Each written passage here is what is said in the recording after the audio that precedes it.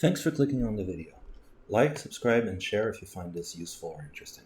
Okay, we are going to make rolling corner blends. But for the first one, I'm not going to do it on the surfboard. I'm just going to go back to the utility solid, the blob, and we'll do it on here for the first one for two reasons. One, we will have a version in our library, and two, it'll be much easier to see what is happening on this one than on the surfboard, because the surfboard is so long and the nose is so shrunk that it makes it very difficult to see what we're doing. So we will have to do it on this board, and we will, but it should not be how we learn how to do it. Okay, so I'm going to do Control-Shift-Save, so save as, and I'm going to call this rolling corner blend start. You want to replace it? Yes. And here, I'm going to take all of this and remove it from this file.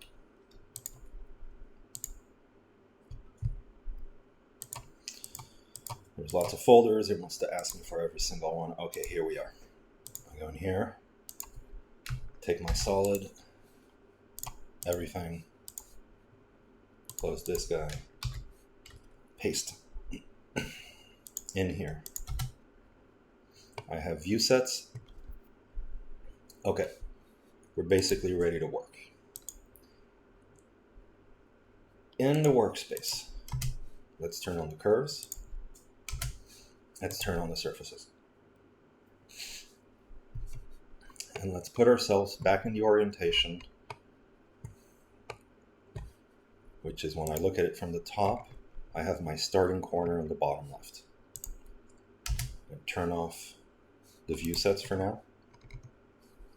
I've got the surfaces, and going to my blending setup, I'm going to turn on the cuts.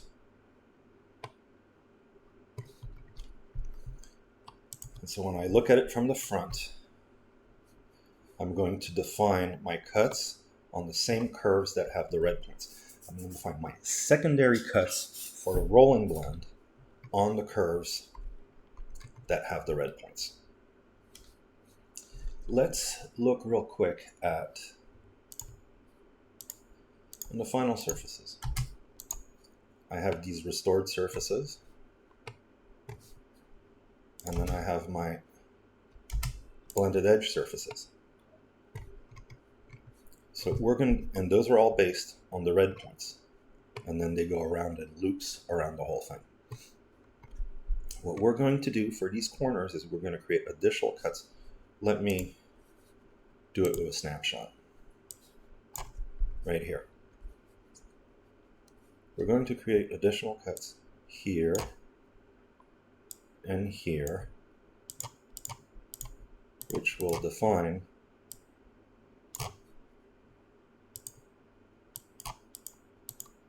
a new segment of the original surface right here.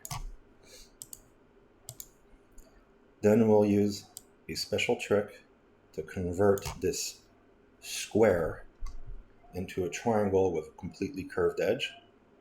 And then we'll be able to use our regular double blends, the dark blue surfaces, inside here. But we'll need to do more stuff. Now that we have this triangle in place, this blend here cannot be over here. It'll have to move forward to this line. So this side of the blend will shrink, but the bottom side will stay the same. And same thing on this side. This blend here will have to move back to here. And then that will leave a gap right here, and we will fill it in with a piece of the original surface just like this one. So it starts by placing new cut points on the original curves, and relative to the existing cut points, they will be closer to the corner point. So I don't need this, I don't need that. I know that I want to create a bunch of points on these curves here, and I'm going to do it on the two front faces, and I'm going to do it on the two bottom faces. I can't do it on all sides. You can only, for every corner, you can only do this on one face, which means that the other two stay the same. So that means that all the vertical faces, so to speak, will stay the same. All right, let's start putting some points in here. Front view. Tilt a little bit to make sure I hit the right curve and not the one in the back. I'm going to do them basically in the order. I'm going to go around this loop, and I'll also go around this loop at the top, and then I will create all the points. I will create one up here and one down here, and then I will go in a loop and then up the span curves. Let's just do it. Loop on the bottom, this point. Okay, it created it. It's right here. And this guy. Done. This guy. Done. Oh no, I don't do it on this edge here. I only do it on the top and bottom. So I did the top. So right here, I do this point, then this point, then this point here, and this point here. Take all of these, go to view, make them really big so we can tell the difference with the other ones. New color code in general, this will be yellow, except that the drivers, and these two are drivers, will be green. Okay, so the front curve here will drive these points on the back, but it will also drive them all the way up here, front and back. So create a point on the curve here.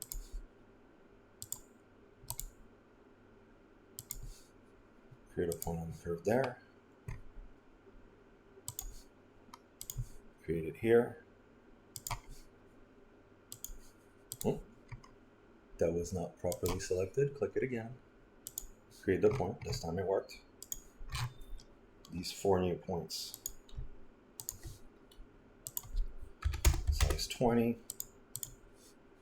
Color yellow. And now we see the loops. This green point here will drive this guy, and the one on the bottom. This point here will drive this guy, and the one in the back.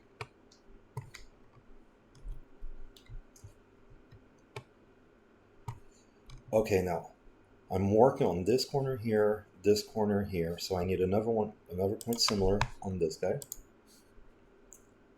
And now I'm going to go around a horizontal loop. So it's below this point, below this pink one, below this pink one, and below the pink one in the back. Click right here, create the point. Click right here, create the point. Click right here, create the point. I have all 4 points for this loop. Make them all big. Make them all yellow just because they're already selected. And now I come back and say, which one should be green? The one that should be green as a driver is the one that's on the same edge as the red one. Okay, so now we have 3 loops where we have at least created a point. They're not synchronized to each other, but they exist. This guy here drives this vertical loop. This guy here drives this vertical loop. This guy here drives a horizontal loop. And we have one more to make. Right here. And here. Oh, did not select correctly. Here.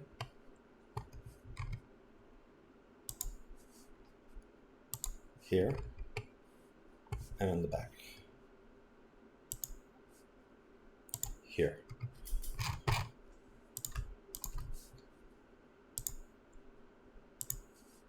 Make them all yellow. Make them all size 20. And then this one that's on the line with the red points, make it green as a driver. Okay, let's tag the green points with names in their, let's tag them in their label. So I look at this one, and I'm gonna add the words rolling leader, shorthand for rolling bled additional cut point, which leads the other one. So I did this one here. Then there's this guy. I'm gonna paste that extra text. Then there's this guy. Paste the extra text, and then there's this guy.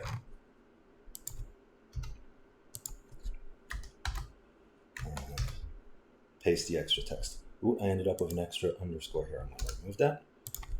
Okay. So I've created all my points, color-coded them, resized them, and designated the ones that are going to be leaders. Okay. Let's start synchronizing, and we'll do the easiest ones first. This curve here runs in reverse to this curve in the back, so it's not easy. We'll have to do some tricks to get this point to synchronize with this one. And same thing at the top. As we link things, we'll have to worry about, should I reverse, should I not reverse? One that's easy is this guy.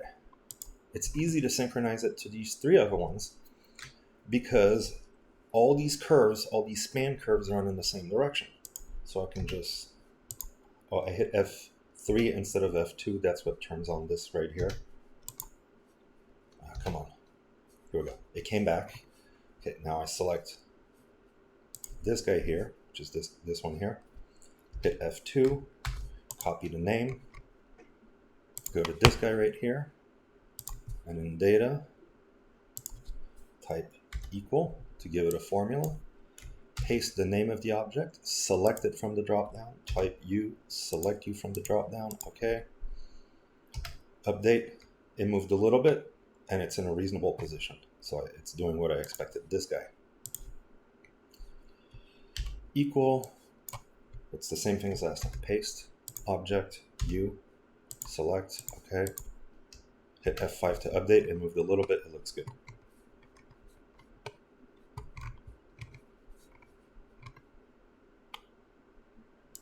Right here, this guy, edit its formula, equal, paste, U, okay. F5 and it updates. I'm going to test that real quick. I'm going to click this leader and in data, I'm going to put it all the way down to 0.1. Hit F5, it worked. All these points moved to 0.1. I'm going to make it even closer. I'm going to make it 0.05. F5, okay, great. So these are moving together correctly. Now they need to do something else. I don't want to edit this point here and this point here independently, because if I do that, when I reduce this blend, I'll have to manually move the green point down. The problem with that is if you don't pay attention, you could accidentally move the red point below the green point, and you can't do that because that will reverse some of the surfaces. So I need to give this green point a formula so that it always scales with this point. So I take this point, I steal its name, I go in here, and this is the easiest of the formulas we're going to have to make. Because the start point is here, establishing this point as being here is simply a fraction of whatever this is. So I'm going to say 0.75 times whatever this guy is. Paste the name, click it, type U, click U. Okay, and now when I update, it just goes up to 0.75 of the distance from here to this point. And when I update this point, so I put it at 0.4, this moves along in proportion. That's the setup I want. I don't want to have to chase directions reversing each other. So it's worth setting up the model and setting up these formulas so that they take care of it forever. But the price I pay is that I have to do these formulas, and this one was simple. The other ones will not be as easy. Let's go up here. One aspect of this guy is very straightforward, is that all the yellow ones are exactly the same value as this one. So I take this guy, copy its name, and I know that the three other yellow points are just right here, so I can easily select them here. But if you don't remember, then you have to take the time to select it right here. I know where it is, so I'm just going to go here, equal, paste, select, U, okay. Update, I just saw it move. It's good. Then this guy, then the next one is the one in the back. I select it from right here. Equal, paste, select, U, select, okay, click, F5. I just saw it move. This guy right here. Equal, this guy, U, select U, okay, here, and look right here. I'm going to update, F5. It moved a little bit. It's good. I'm going to test it still. See, right now it's at 0.8. The reason I have to do this proportion thing here is because of this. It's not valid to just say 0.5. See, all the points move along, but now this cut point is on the wrong side of this cut right here. I don't want to chase this manually forever. I'm going to put it back up at 0.8, and then I'm going to set a specific formula based on the value of this point. And this is a little bit harder, because this point here is at 0.75 already. It's already along the curve. If I just say whatever this is multiplied by a fraction, it's going to end up putting me below. So what I want for the formula for this guy, I want it to be at least this much plus a fraction of the remainder, right? Whatever this is plus a proportion of the rest. So I select this guy. This is going to be the reference value. Copy its name. I go into here, and let's do the formula one step at a time. I said it needs to be at least this much as this guy, so I'm just going to put in the value, the whole value, type U, okay, and just temporarily do that. Okay, so now it's exactly on top of this guy, right? The green is on top of the red, and the yellows are on top of the pinks. Okay, so that's a start. At least now they're linked, right? The green one drives the yellow, and this guy is exactly on top of this one. So they're linked, but that's not what we actually want. I need to add to this formula. So here's what I want. I'm going to copy this portion here. And I want to add to this, but I want the fraction that's actually my design parameter to be up front. So instead of adding things here, I'm going to add things on the left side. So I'm going to start by writing a plus. Then I'm going to type in this value again, close parentheses. At the beginning, I'm going to write parentheses 1 minus. So 1 minus this value is the remainder right here. So if I were to just hit return on here, it would be this value plus the remainder, which would shove it all the way up to the top. Let me show that to you. Okay, F5. Okay, now this is shoved all the way to the top. So the formula is making me be at least this much, but then I added all the rest. Instead of adding all the rest, what I'm going to do, see, it removed my parentheses right here. We need to be careful about that. I'm going to say 0.25 times the remainder of the line. Let's take a second to look at this. This is, I want 0.25 of whatever is left above this red point, but then add the value of the red point itself. So I'm starting at the red point, and I'm adding 0.25 of what's left, okay? Now I update, and now I am at 0.25 of the distance here. Why was this worth doing? Because now I can go back to the red point, put it at 0.5, and what I did scales. So I have a dynamic fraction of the remainder above this red point, and that's what I want. That way, when we're designing the size of our rolling blend, we do it as a fraction of the size of the red cuts. This is a good way to work. Okay, so we had a really easy formula for this row along the spans at the bottom. A little bit more complicated for this horizontal row at the top of the span. Now let's do the formula for these guys right here and the ones at the top. Let's start with an easy one. I take this right here. I'm going to push it first to the top because this curve along the top runs in the same direction as this one. So in this case, it's easy. This yellow point at the top should simply be equal to the value at the bottom. So I paste in the name of the object, I type U, I hit OK, F5 to update, and okay, so this green point transfers directly to this yellow point right here. And the same thing is true from this guy to this guy. But let's work this loop here, and then we'll work that loop over there. So going from here to here was exactly the same value. But going from here to here, let's see, let me try to, it's giving me a hard time selecting, and I don't want to try to find it in the tree. I want to be able to click it. Okay, going from here to here is going to be 1 minus, because the curves run in opposite directions. Type equal.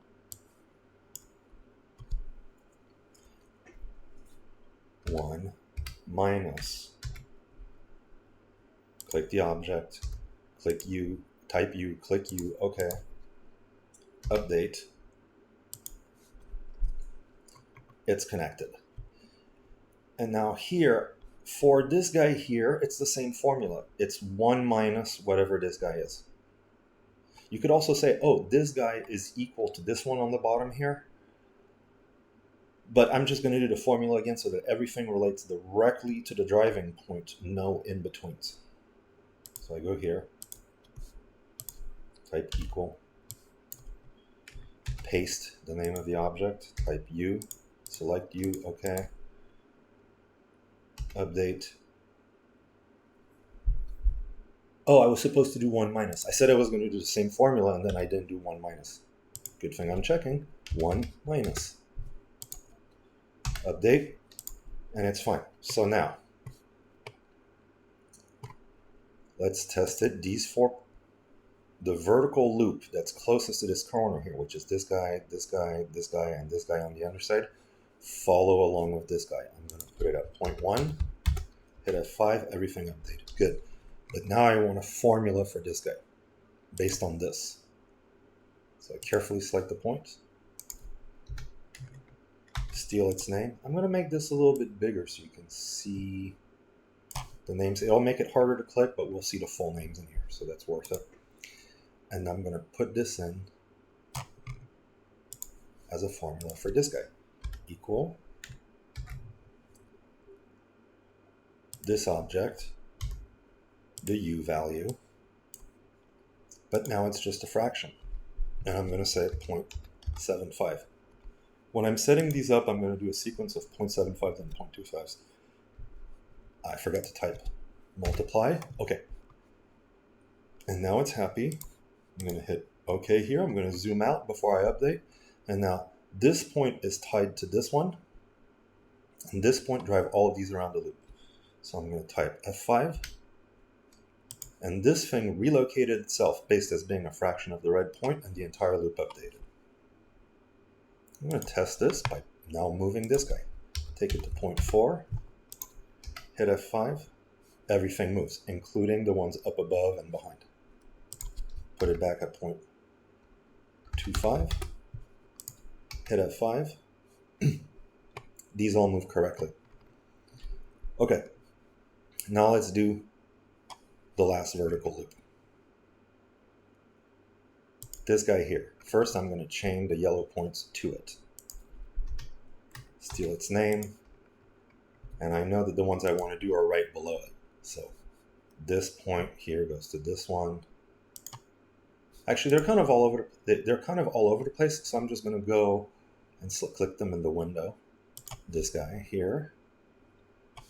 These curves have the same direction, so it's simple equality. It's the U parameter, and update. It moved slightly, and it's still on the right side. This guy here, the curves run in the opposite direction. So 1 minus, paste, select the object, select the U, okay. Update, it's fine. And then here, as a matter of fact, I'm going to steal this entire formula because that is the exact formula that I wish to apply to this one. Paste, select the whole thing, check it, 1 minus, yep. F5. Let's test that they're properly attached to this point here. I'm going to put it at 0.9, F5, all 4 points in the loop move correctly. Now I want to take the value of this one, take its name, go into this guy here, and it's going to be the same formula that I had for this guy at the top here. So how do I do that? I said, well, it's at least this much. Click the object, type U, okay? So that's the starting point. This green point needs to be at least up to here. And then I want to add a fraction. But instead of adding the fraction on the back, which would be very difficult to edit, I'm going to add it on the front. So I put in a plus, put myself over here, open parentheses, 1 minus, paste in the name of the object,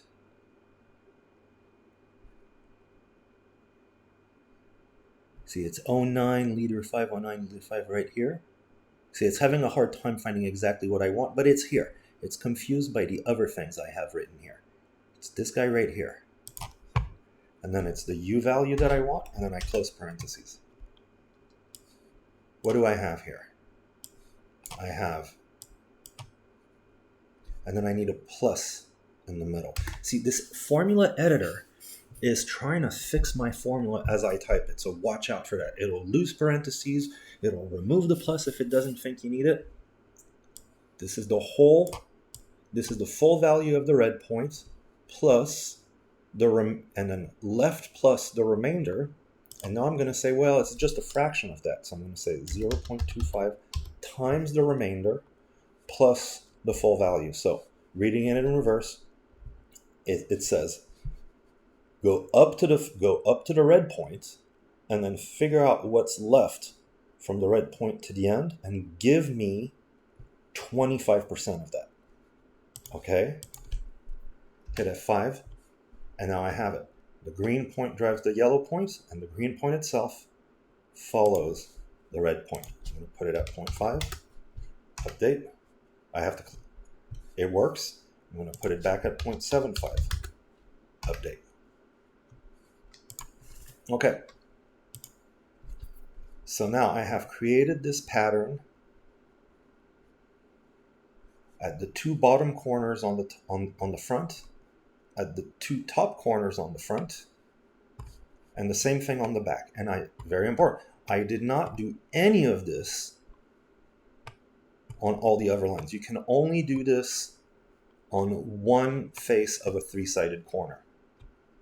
So because I did it on all the faces on top and all the faces in the back, I can't do it at any of the other faces. Now I could have done top and bottom on these lower ones, and then I could have said, no, on the top here, I'm going to do this face and that face. That's possible, but no more than one of those per corner. Okay, this has already been going a while. This was really one of the hardest parts, getting this all set up. Everything after that will be fairly mechanical. I'm going to save as, call this rolling corner blend stopping point. You want to replace it? Yes. I'm going to stop right here, and then we'll pick up next time. We'll cut up the curves, make polys, make little pieces of curves, and then we will be able to chop up these surfaces to give us the pieces we need. All right, catch you next time.